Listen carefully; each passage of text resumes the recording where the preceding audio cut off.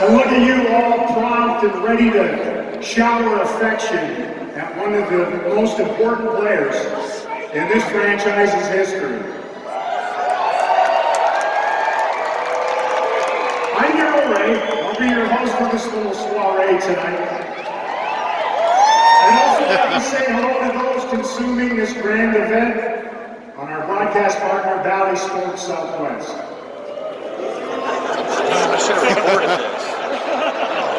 I'm going to do it right now. Sagacious. It's quite a word, isn't it? It's a great word. One of those words that you might not really know, use, or understand, but when you hear how it's used, and you see who it's attached to, you have this little epiphany, kind of get the drift. Well, the man and the player, especially the player, that we honor tonight was the very embodiment of sagacious. And his arrival in Dallas in 1996 basically marked the beginning of the winning. A lot of winning. You can see it up there. Yeah! I'm recording it on my TV at home. Oh! In his decade-plus run of pure excellence in a Stars uniform, he managed to avoid our interview microphones every bit as adeptly as he did opposing forecheckers. I think the only time that he was even slightly unsure of himself in an arena was when he had to speak English with us, the very needy media.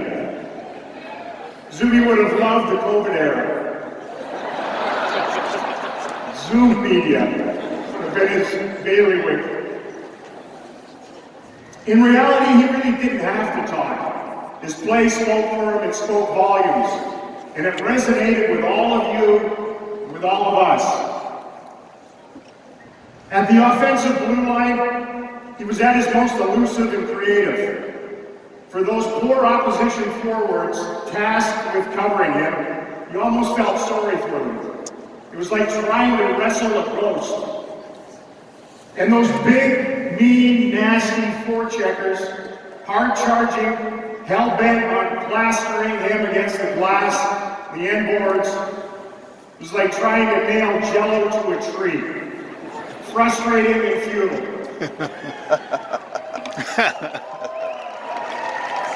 With the puck on his stick, he was a power play wizard and a stretch pass artist. He made a really, really hard game look easy, and the easy play look poetic. He was the Bolshoi on blades, essentially. Green. He was an inexhaustible competitor, too. He logged those insane minutes in all those marathon Stanley Cup playoff games that went into the night, sometimes into the wee hours of the morning. Yeah! I remember those games, triple overtime. He owns way too many franchise records to list here and now. Some of them I think might stand for a lifetime. Simply put, he was the best defenseman this franchise has ever had.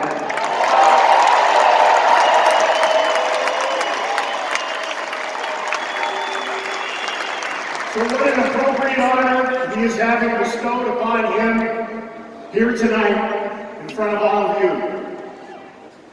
Now let me introduce tonight's invited guests. We are delighted to have them all here at Ice Level. Start with Sergei's beautiful wife and daughter, Irina and Anastasia Zubov.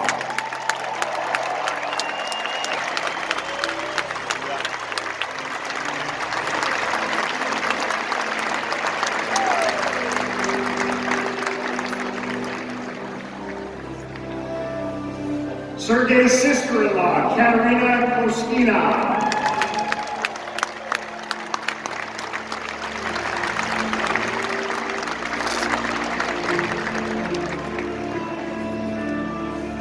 The man at the top of the 1999 Stanley Cup champions, former Dallas Stars owner, Tom Hicks.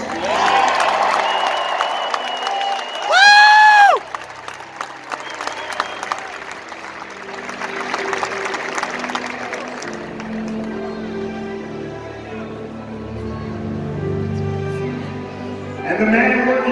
second cup to the Metroplex. Stars owner Tom Doherty.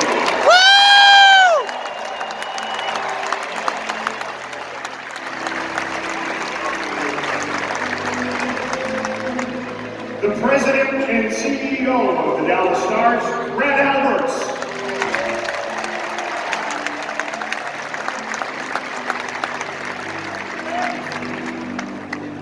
In his ninth season as the Stars general manager, Jim Nill. Yeah.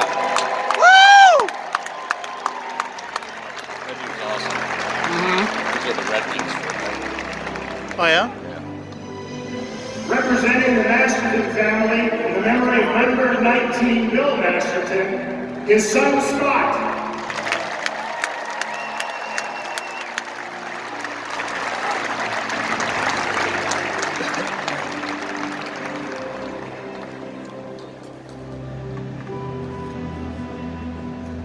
Here representing the Goldsworthys in number 8 Bill Goldsworthy, his daughter Tammy.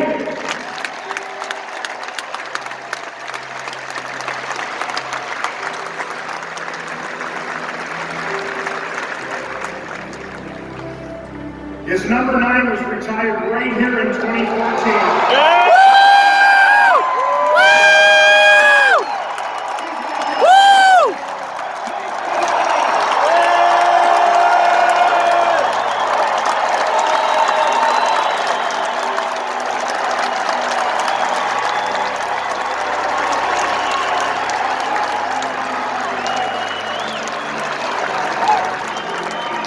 A man who had an incredible impact on so many Stars players' careers, especially the defense. Former Stars assistant coach, Rick Wilson.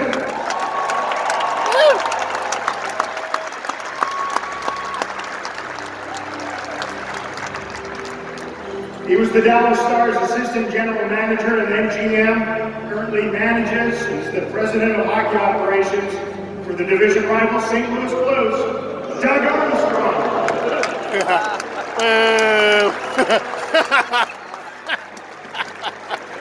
Oh my gosh. He was a teammate and at times key partner of Sir Games.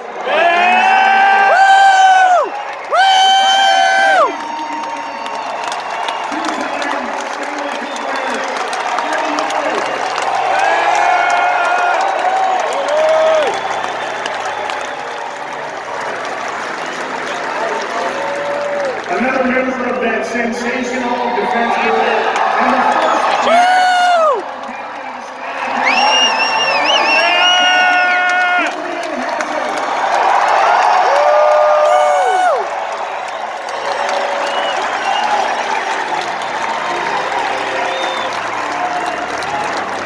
and the man who walked up whenever Sergei and that bunch missed it. The Eagle.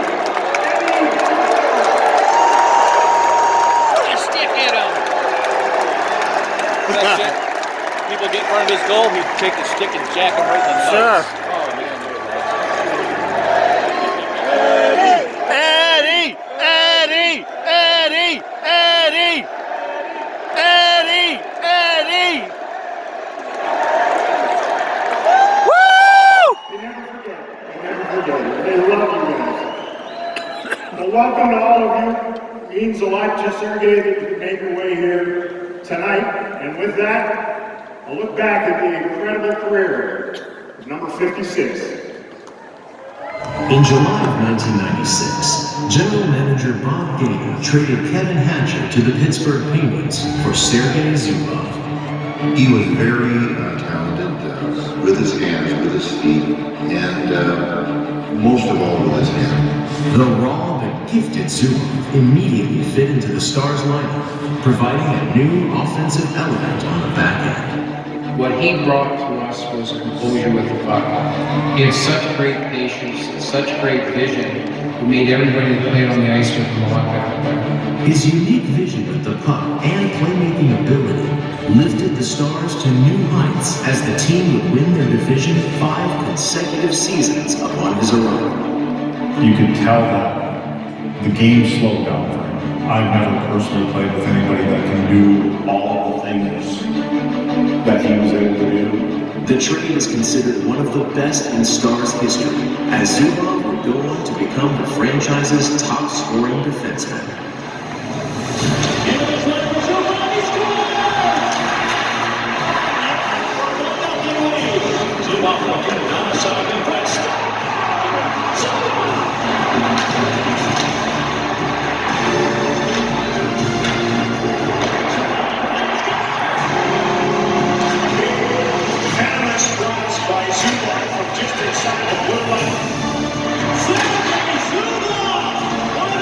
You gotta remember that.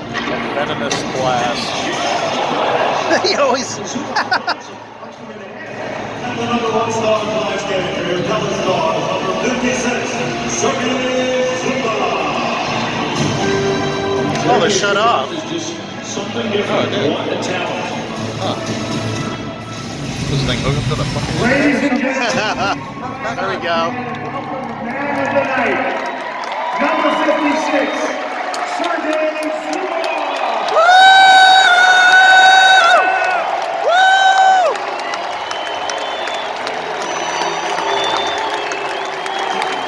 Viva!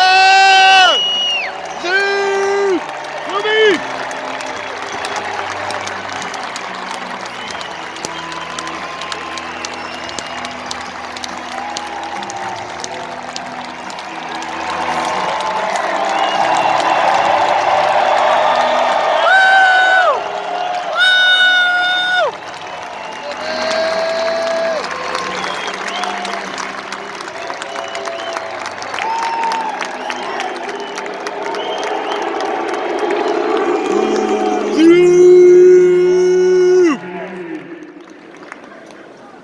Sergei wanted to invite 3 individuals to join him up here tonight. 3 men that he forged a bond with out of respect and friendship, and who have memorably impacted his life and career. Kevin Lowe was a teammate in New York when Sergei broke in with the Rangers. They won a cup together there, and like him, he too is a newly minted member of hockey's Hall of Fame. Right away in Sergei's rookie season, you could tell that he had incredible poise. He had the poise of a 10-year veteran on the ice. His hockey sense was elite. So when the Rangers' first Stanley Cup in 54 years, Sergei led the Rangers in scoring that season. And what's so unique about that is there's only 2 defensemen in the history of the NHL that have led their team in regular season scoring and won the Stanley Cup. And that's Bob Yoder and Sergei Zubov. So I think that's what it says a lot in terms of his contribution to the 94th Stanley Cup team of the Rangers. He defended very cerebrally, as Mark Messier said to me. I mean, he defended the way he played offensively. He played with his head, and quite often outsmarted the opposition when they were attacking him. Zubov one time and he scores! In the years following, after he retired and became a coach and general manager for the Edmonton Oilers, we had a lot of memorable playoff series against the Dallas Stars. Unfortunately, the Stars won most of those, but I would try to tell them as I could that don't bite on Sergei's head fakes. It never worked very often, but I always got a kick out of trying to explain to the guys how to properly defend Sergei Zubov. Not many players get their jerseys retired, and it's most certainly deserving. And it was a treat to play with you, Sergei. I loved my time playing with you, and I'm so happy that you're enjoying this honor here tonight. Please welcome one of the best humans I've had the fortune of knowing in this sport, 6-time Stanley Cup champion, Kevin Lowe.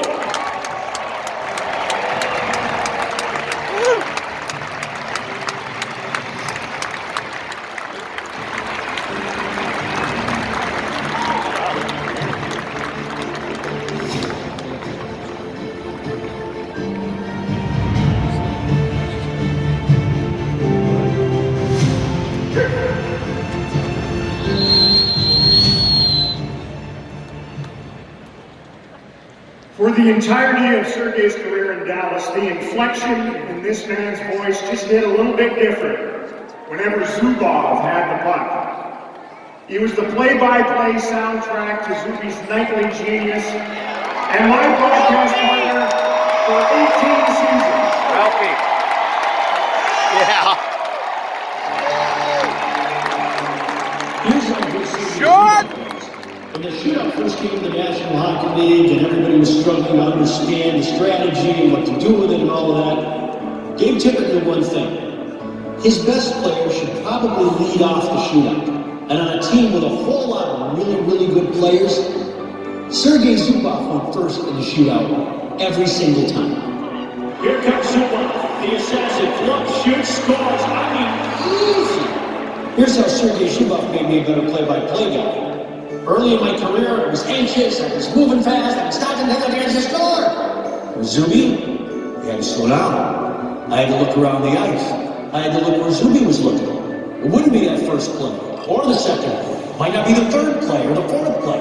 So I had to, here he comes, moving through center, looking to his right, fakes left, comes back, pass to Madonna, shot, score! Into the high slot. Now skating the left point, shot, he scores! Take that! This guy's winning overtime! We got to be very close friends, me and Zuby. I cherish this friendship all the time. Wow.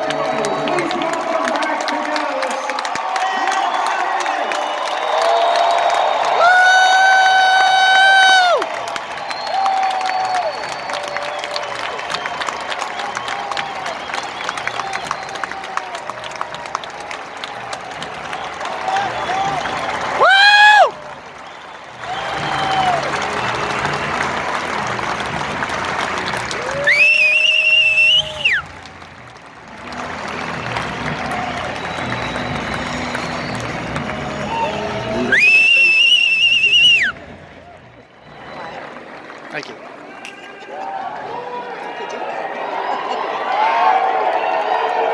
One of my hidden talents. Well, there would not have been any Sergei Zubov memories in a Dallas Stars sweater if not for the trades orchestrated by this man, the architect of those phenomenal Stars teams.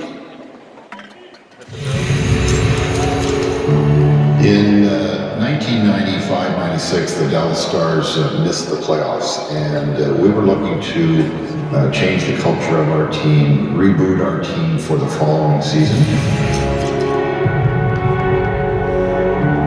When Sergei became available, it was a nice fit. Sergei had a great playoff experience, and he filled a spot on our team that grew with time. He took up more and more space and more ice time, became a very integral part of a team that was developing into a Stanley Cup team. It was easy to identify Sergei's physical skills. Great skater, elite passing, great shot. His intelligence as a player, his ability to see situations almost like a chess player who sees 2 or 3 moves ahead where his opponent does not. The ice surface was more like his stage, and when he was there, he was really at ease, he was natural, and he would play his game. There might be 20,000 people watching and television viewers, but he was very relaxed and very natural. He was just a very consistent, elite player who played in all areas of the game, offense, defense, penalty killing, power play, and very little maintenance for coaching staff and management staff. Please give a warm welcome to former Stars general manager, Hockey Hall of Fame member, and 6-time Stanley Cup champ, Bob Gainey.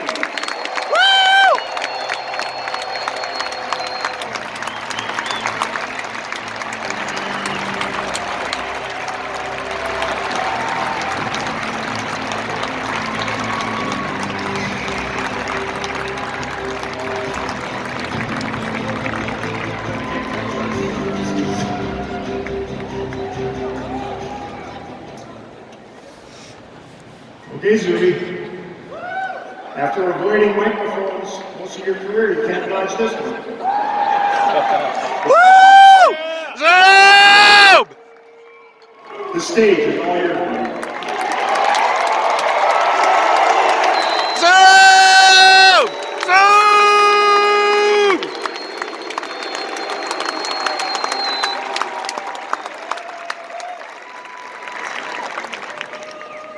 Thanks, Razor. Looking back, my childhood, growing up in Moscow, my first memories, skating, outdoor, ice rink. As a child, I was playing with friends and just learning a new game. I didn't realize how ultimately it changed my life. I never thought about what it would mean someday play for the Red Army Club, for the national team, or in a national hockey league. Woo!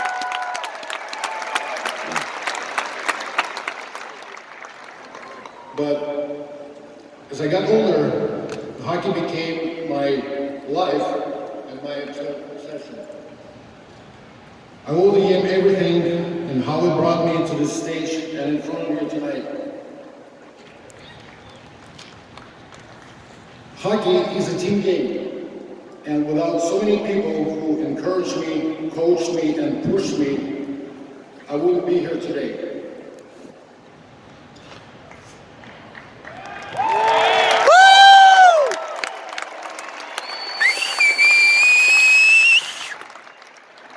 First, I'd like to thank my family, my children, Pavel, Anastasia, who I'm very proud of. They grew to be very independent and strong-willed individuals.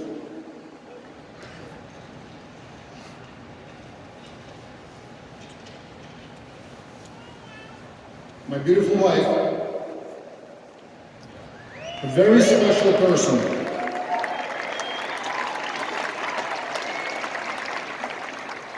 Who has been by my side for almost 30 years.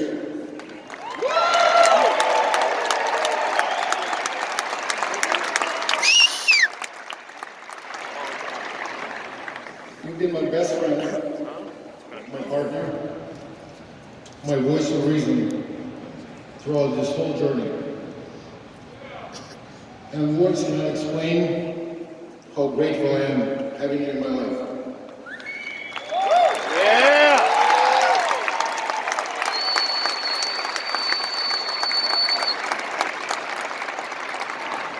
You have seen my worst and my best.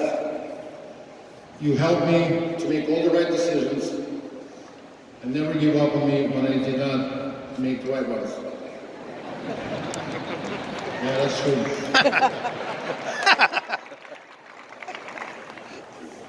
You're my love, you're my rock, and the reason who I am today. Thank you for your tremendous strength, patience, and unconditional support through my entire career. Солнце, я тебя очень люблю. I love you, baby. Woo! Woo!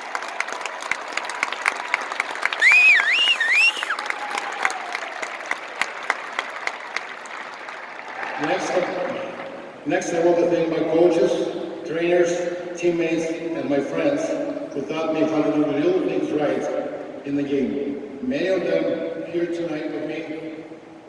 Thank you all.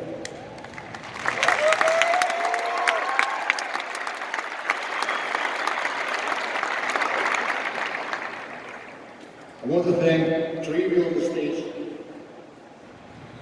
with me.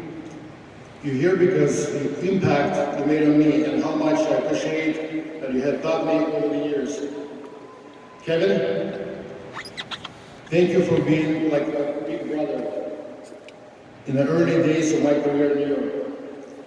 You taught me a lot of real things to be better professionally, to be better as a hockey player, and you may not even be aware Thank you.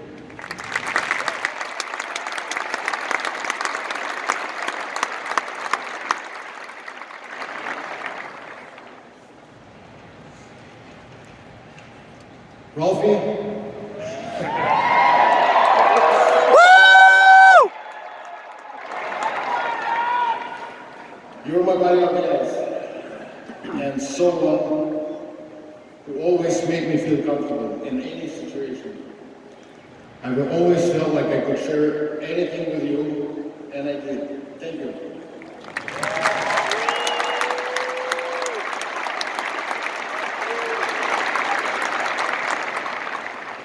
And Bob, thank you for making this whole thing happen for me and my family and for all these teams. Woo! Without you, there is no Stanley Cup.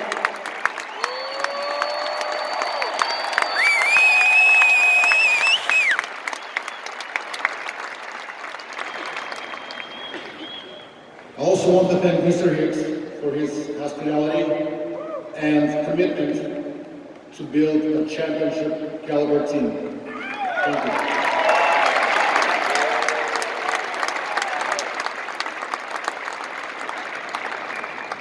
I want to thank Hitch, though he's not here, for keeping us all together and keeping us hungry every single day. Thanks for pushing us and making us a championship team.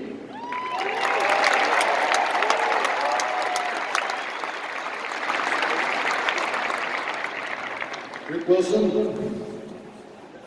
I want you to thank for transforming me from just offensive talent into a defenseman at both ends of the rink. Thank you.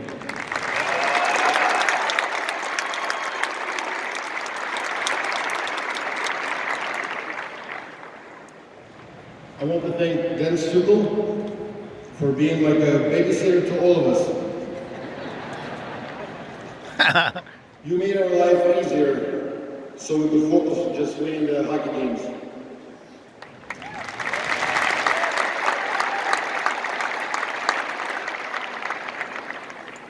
Doug Armstrong, I want to thank you for making sure that I could stay with this team as long as I wanted and as long as I could. Thank you.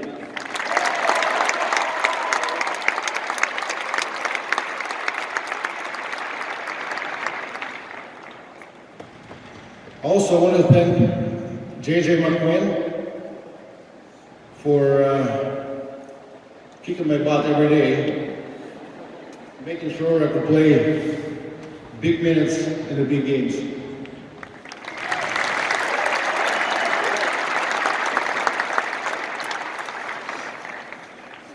Also want to thank Tom Gallardi, Jim Neal, Brett Alberts, the Dallas Stars, and Washington Capitals for their recognition of my career tonight.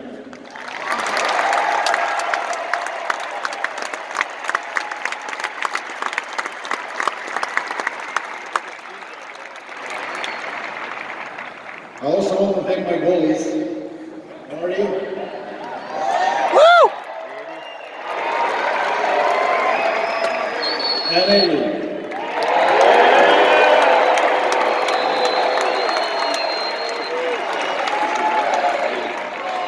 For covering up all the mistakes.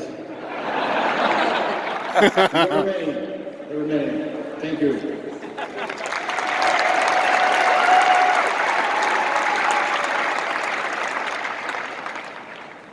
Next, I want to thank both Mike Modano and Gary Lehtonen. Yeah! Two of the best players that I've ever played with on the same team.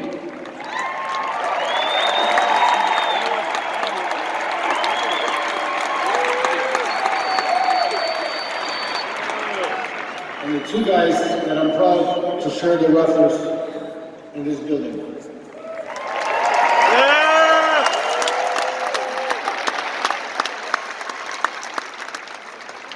Last last but certainly not least, I need to thank all of you, the fans. Thank you.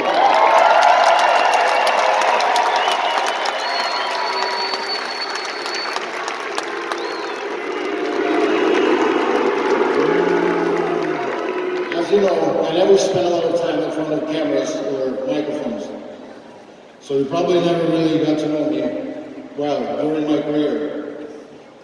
But I wanted you to know that I appreciated your support every single day and never took for granted the wonderful fans we had in this city. Thank you for always being by my side.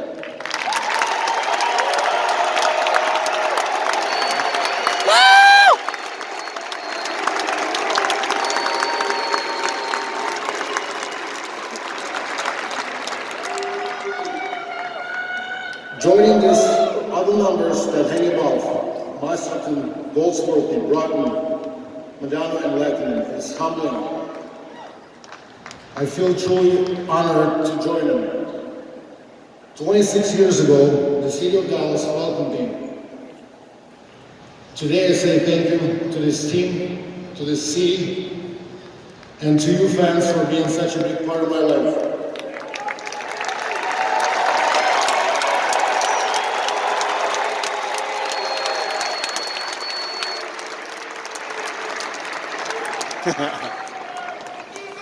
I will forever be proud to call myself a Dallas fan. Thank you.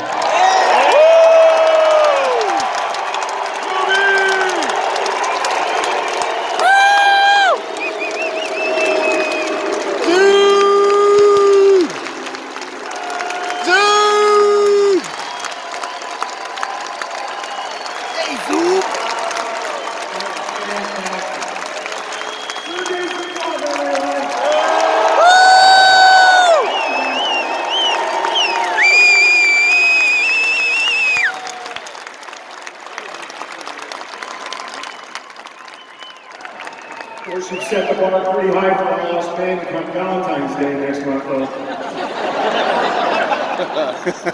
Beautiful. As you know, you're about to join some pretty exclusive company up there. But before you do, let's revisit those numbers and the amazing careers of the men that wore them. Since our inception in 1967, the Stars